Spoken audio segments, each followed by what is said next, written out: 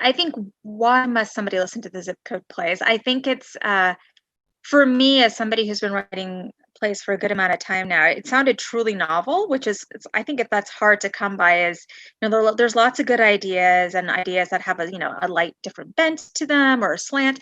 This one really just struck me both in its medium, in its structure, um, in all the ways that when you tell a story, it's like, wow, you really are telling a story that is going to be informed somewhat by the parameters that are suggested to you. So, for example, one of the things that I really loved about this piece, because it really stretched my writing muscles, was there's no visual cues, right? It's a podcast. But beyond that, there's no stage directions. So things that I would take for granted that could be explained or that could be somewhat, I guess stage directions could be kind of a crutch in the way exposition might be when you're writing. You had to do away with that. So it really activated the characters. I went through a lot of changes to see like what made sense, because when you don't have, the visual cues to help support the audio cues, it can be confusing to a listener, an audience member. So yeah, I think that for me is a reason, is like probably one of the most compelling reasons to listen to the Zip Code Plays.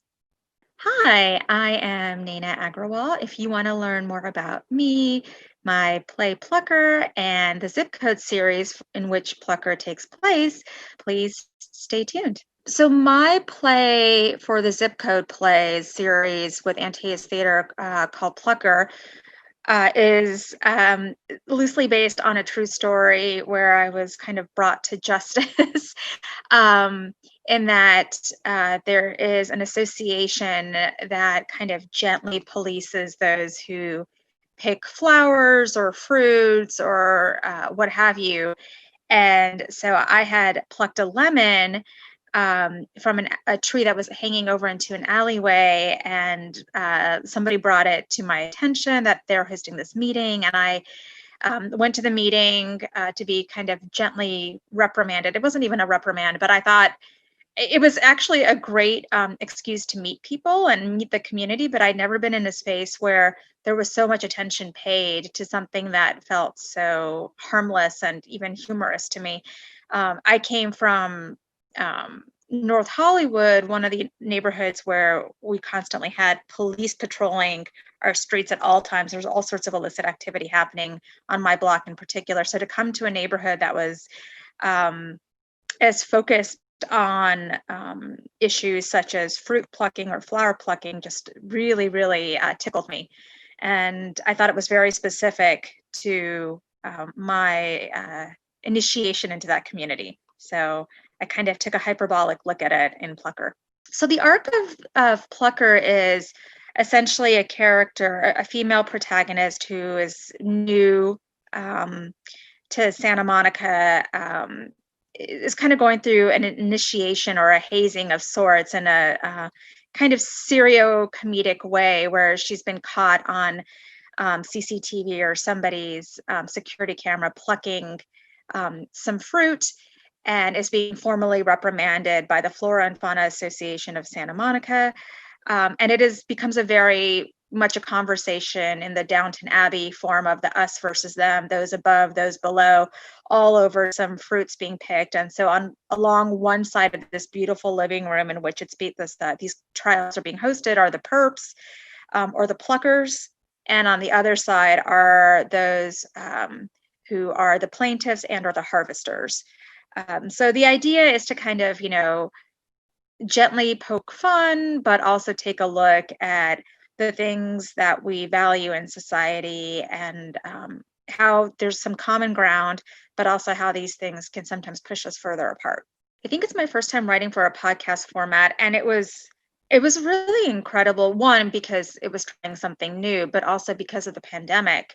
All the steps that you have to take that are somewhat unconventional, in that all the actors and I, we met by Zoom, and the sound designer and everyone involved, the artistic directors, the sound equipment would get sent to each actor's home, and they would have to kind of set up their own, simulate a sound space, and the sound designer would walk them through what's the best space in terms of acoustics and what have you. So just learning that and seeing how this operated in a time when I think the pandemic has really turned how we operate on its ear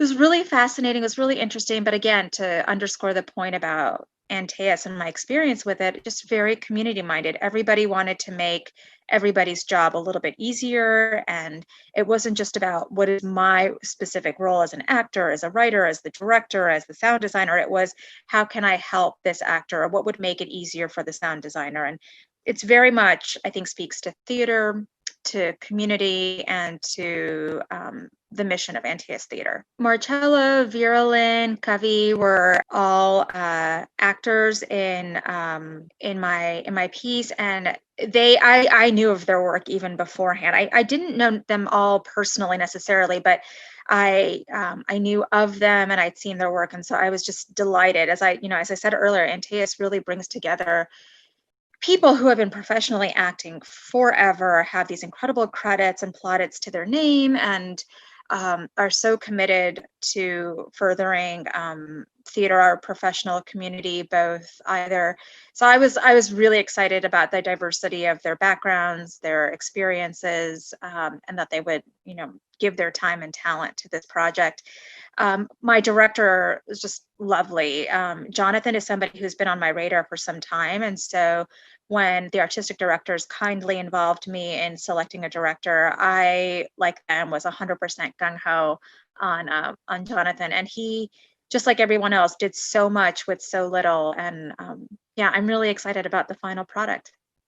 I'd love for the audience to get a good laugh out of the play. I think, beyond the play, the series, and beyond the series, Antaeus Theater, I think it's a moment to really reflect, especially right now with all that's happening in our world, with the election, with all the natural disasters in California, the fires in particular come to mind, with the role of theater and what that can do, and just the human condition. I think that this series is very much about, where you are physically, being present in the moment.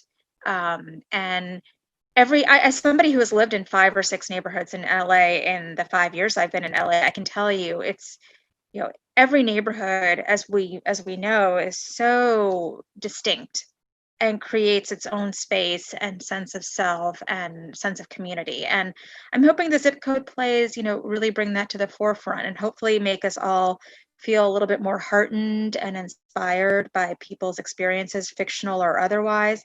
And my personal wish would be that we share these stories with others in a way to connect and further community. I would be honored and delighted to see the zip code plays produced. I think when I met with the playwrights and all the actors in the collective, like, we all had a kind of a Zoom chat. It was so lovely to hear everyone's experiences, and I think we all laughed about all the unconventional takes and the scrappiness of things that we had to do to make this happen on finite budgets and resources, as one is probably used to in theater anyway. But I think this just felt so special because of, again, this kind of unprecedented time in our world, and any limitations that has imposed and hampering theater and its ability to be seen, heard, experienced. So I really, really enjoyed it. And yeah, if there's an opportunity for it to be produced, I think I would just be so enchanted by that. Hi, I'm Nayna Agrawal. Thank you so much for joining me in this conversation. Please visit us at antaeus.org to hear the zip code plays, and looking forward to staying in touch.